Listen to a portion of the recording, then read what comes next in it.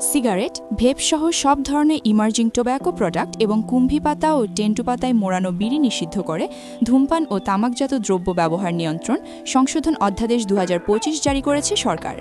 মঙ্গলবার ৩০ ডিসেম্বর রাতে রাষ্ট্রপতির আদেশক্রমে আইন মন্ত্রণালয়ের লেজিসলেটিভ ও সংসদ বিষয়ক বিভাগ থেকে অধ্যাদেশটি জারি করা হয়। এর মাধ্যমে ২০০৫ সালের ধূমপান ও তামাকজাত দ্রব্য ব্যবহার নিয়ন্ত্রণ আইন সংশোধন করা হলো। সংশোধিত অধ্যাদেশে তামাক ও নিকোটিনজাত দ্রব্যের সংজ্ঞা নতুনভাবে নির্ধারণ করা হয়েছে।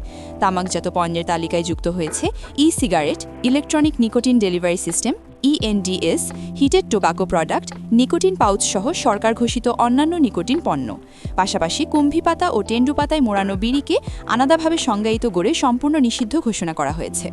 অধ্যাদেশ অনুযায়ী ই-সিগারেট বা ভেপ যে নামেই পরিচিত হোক না কেন, এর উৎপাদন, আমদানি, রপ্তানি, সংরক্ষণ, পরিবহন, বিজ্ঞাপন, প্রচারণা ও ক্রয় বিক্রয় সম্পূর্ণ নিষিদ্ধ।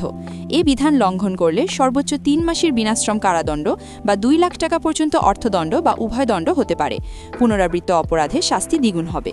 কোম্পানি এ অপরাধে জড়িত হলে সংশ্লিষ্ট পণ্য জব্দের পাশাপাশি মালিক বা দায়িত্বপ্রাপ্ত ব্যক্তিকে সর্বোচ্চ ৬ মাসের কারাদণ্ড বা ৫ লাখ টাকা পর্যন্ত জরিমানার বিধান রাখা হয়েছে।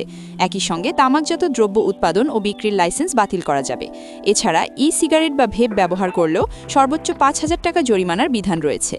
অন্যদিকে কুম্ভি পাতা, টেন্ডু পাতা বা অন্য কোনো গাছের পাতায় মোড়ানো বিড়ি উৎপাদন, আমদানি, মজুত, পরিবহন, বাজারজাত বা বিক্রিতে জড়িত হলে ৩ মাসের কারাদণ্ড বা ২ লাখ টাকা জরিমানা বা উভয় দণ্ড দেওয়া হবে। এসব বিড়ি ব্যবহার করলেও ৫,০০০ টাকা জরিমানা করতে হবে।